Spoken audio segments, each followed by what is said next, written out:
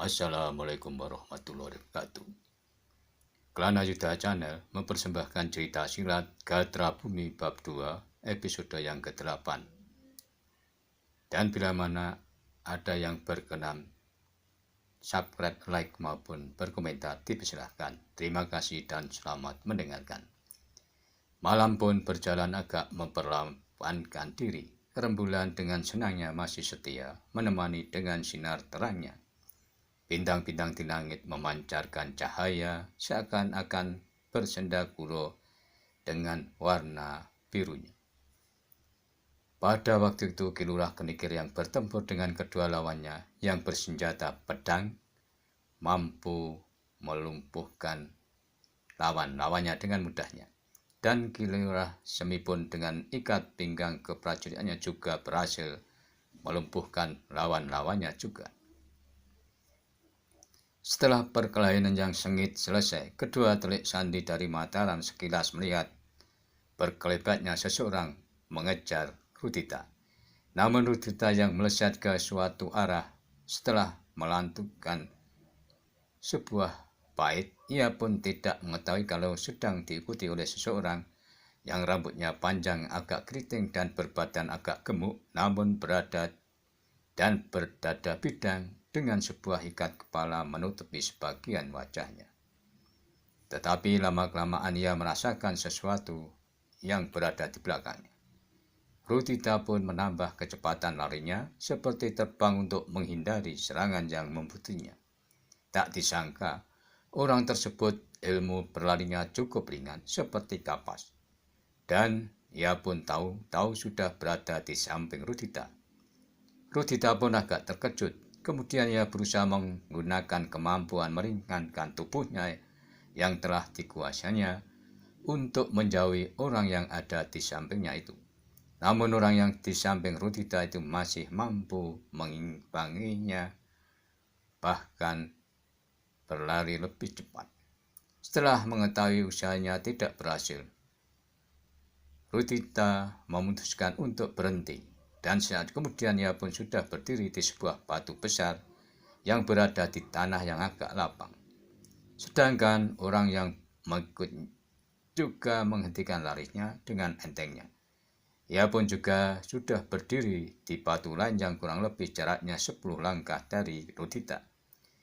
Dengan agak penasaran, Rudita pun memandang orang tersebut sambil bertanya, "Apakah maksud Kisana dengan mengikutiku?" Orang dengan suara yang keras itu sambil tersenyum, lalu berkata, "Rudita, apakah engkau tidak kenal denganku lagi?" Rudita pun lalu mengamati orang tersebut dengan sedikit berkerut. Orangnya sedang agak sedikit gemuk, namun baunya lebar dan berisi. Tetapi saat itu, Rudita masih belum mengenalnya, namun dia masih mengamati orang tersebut dengan telitinya. Sebelum Rudita ingin bertanya lagi, orang yang agak gemuk tersebut tiba-tiba mengambil sesuatu dari pinggangnya. Ternyata benda yang melingkar di pinggang itu adalah seuntai cambuk. Kemudian cambuk itu sedikit diputar beberapa kali di atas kepalanya. Lalu orang tersebut menghentakkan ujung cambuknya di salah satu tebing yang agak jauh dari mereka. Terdengar suara agak memegahkan telinga sebab seakan-akan dari cambuk orang tersebut telah meluncur selera cahaya kebiru-biruan menghantam sebuah tebing tersebut. Dan tidak lama kemudian, dari tebing pun terlihat banyak batu-batu yang berguguran bahkan berhamburan. Namun batu yang berhamburan tersebut tidak menimpa mereka karena jarak keduanya cukup jauh dari tebing tersebut. Saat itu, Rudita pun masih tetap diam dan belum juga mau berkata setelah melihat kejadian yang mendebarkan tersebut. Orang itu pun seperti bergumam pada dirinya, ternyata Rudita masih seperti waktu dulu.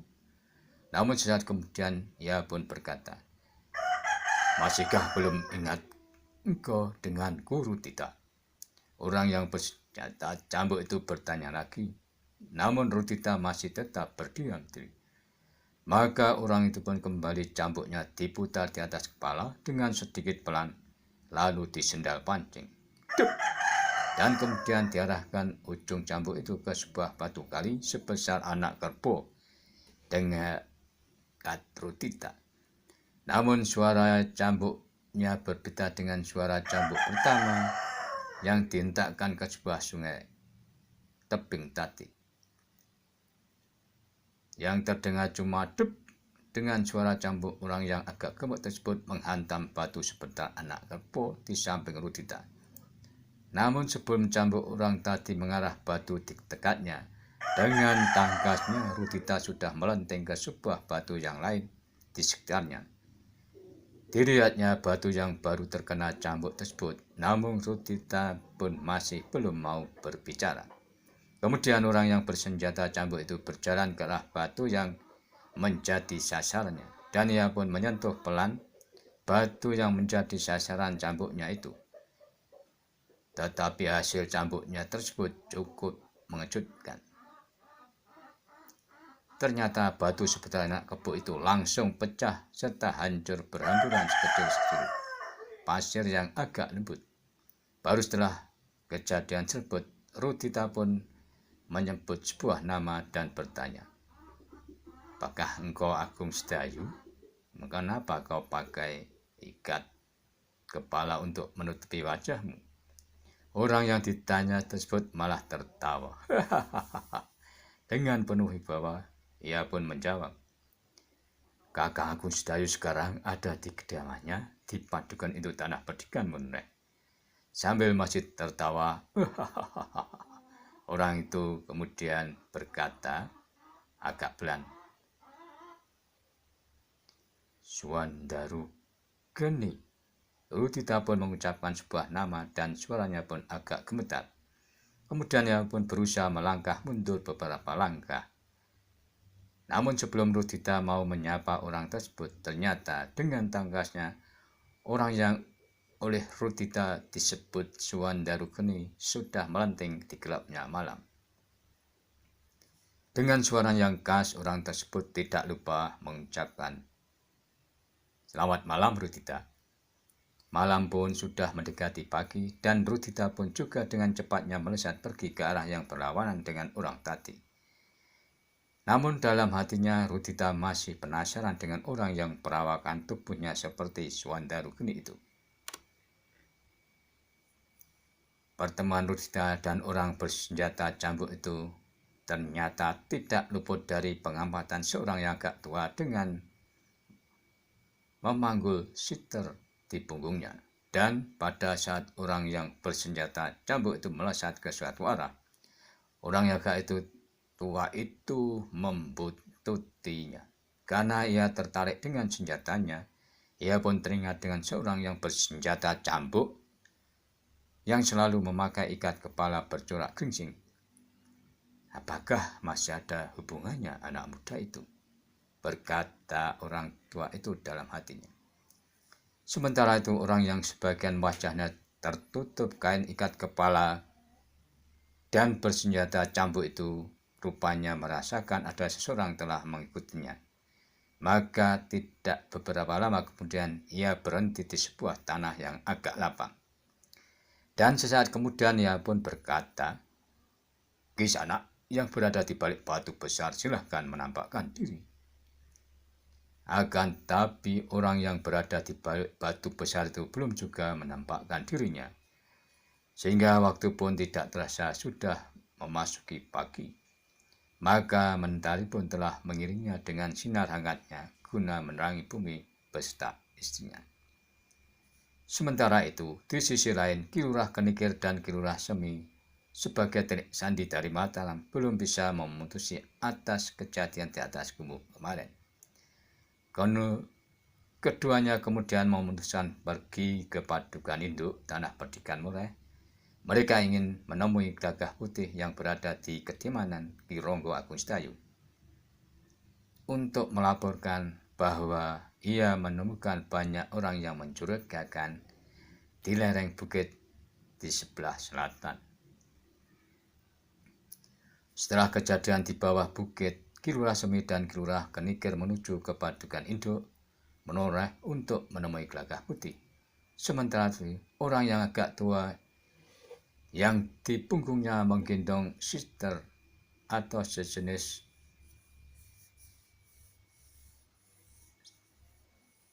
sinar yang dibuat untuk musik juga muncul dari balik batu besar.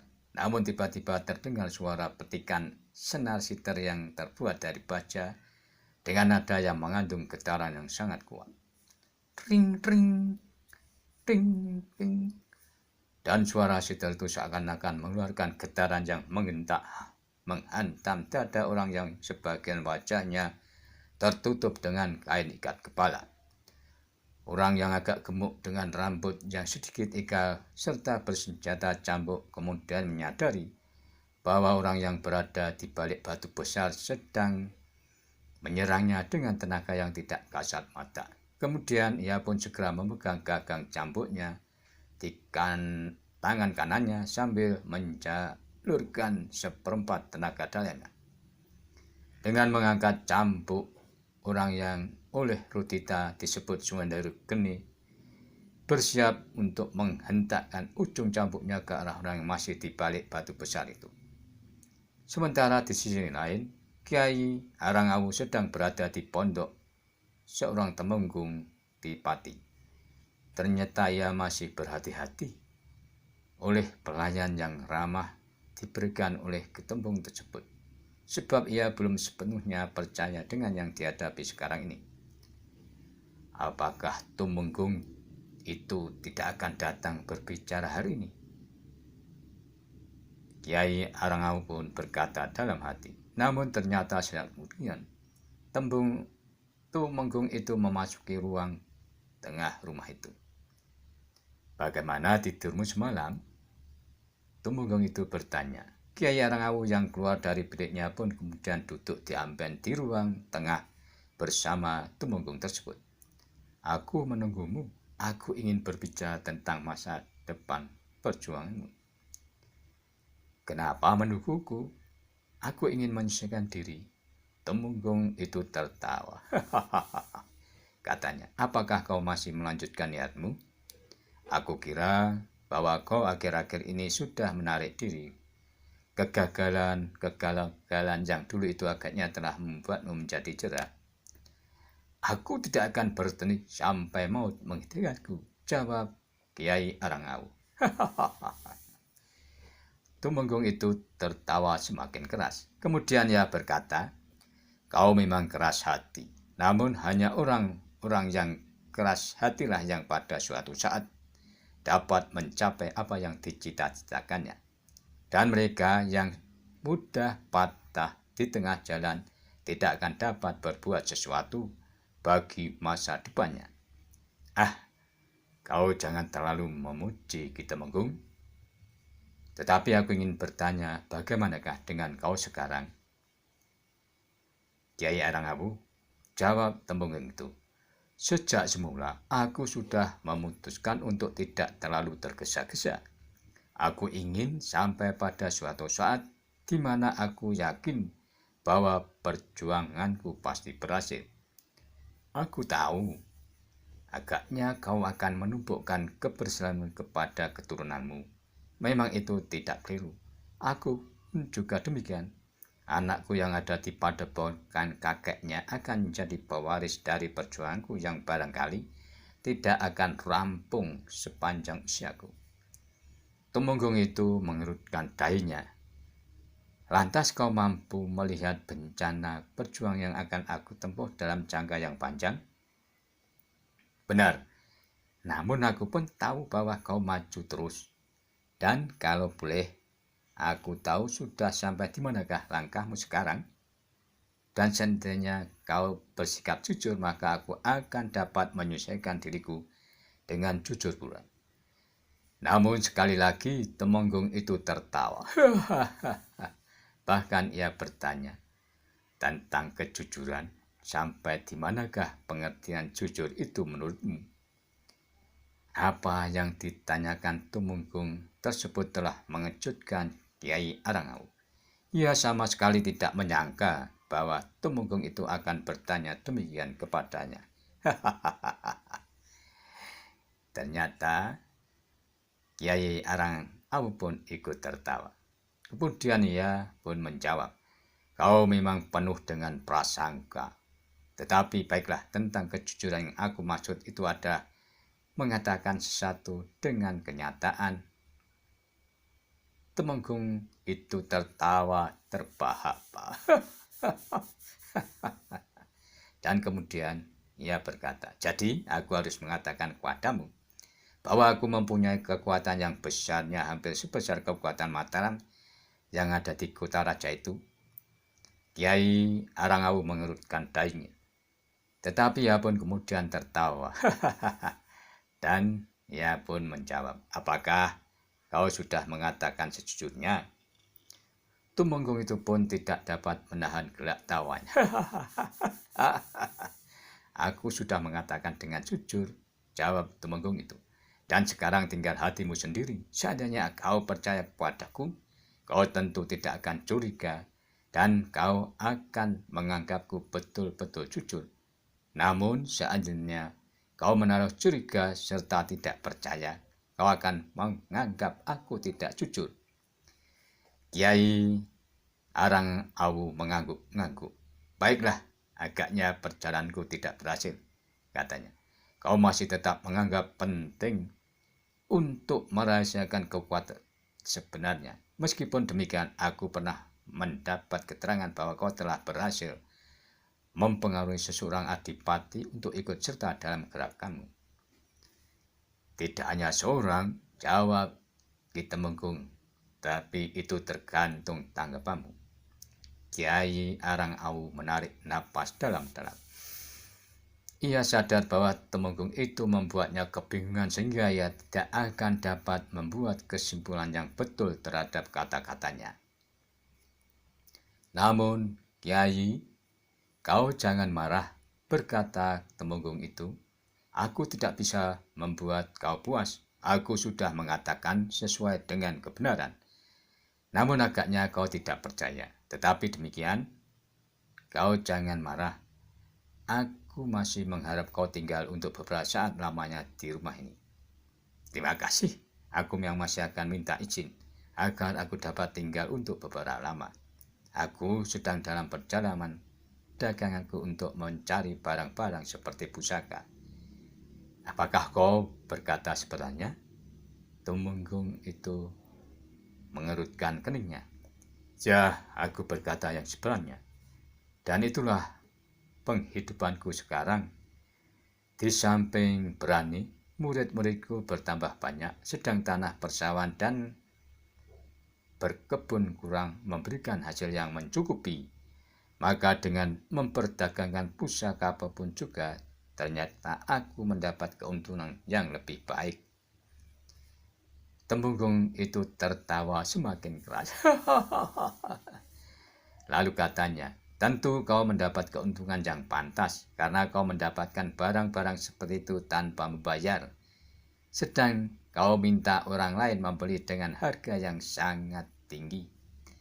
"Mungkinkah aku seperti itu?" berkata Kiai Arangawu. "Mungkin kau datang kepada seorang yang memiliki pusaka yang berharga. Kau lalu membelakkan matamu sambil mengancam, maka kau berhasil mendapatkan pusaka itu. Dan saat lain kau akan menghentikan seorang saudagar di tengah jalan, dan kau memperlihatkan pusaka itu.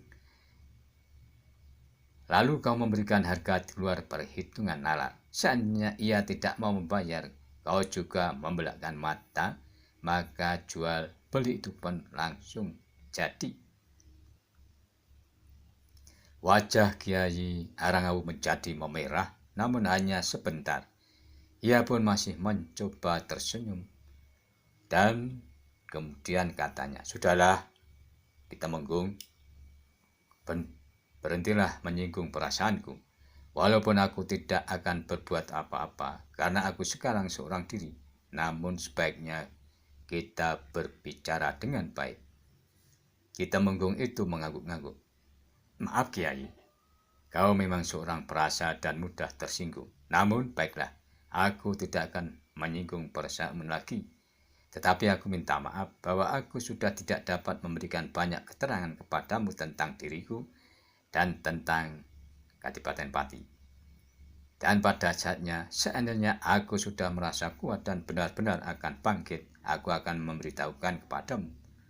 Namun, Mataram mempunyai sejuta telinga. Seolah-olah di setiap dinding rumah, di setiap lembar daun, terdapat telinganya. Kiai Arangawu tidak dapat memaksa, tetapi ia berkata, "Ya, baiklah, itu terserah padamu. Namun sementara ini, aku pun menyusun kekuatanku. Seandainya kau mencari dukungan kekuatan pada segi pemerintahan, aku akan berhubungan dengan padepokan yang banyak tersebar di daerah bumi Mataram.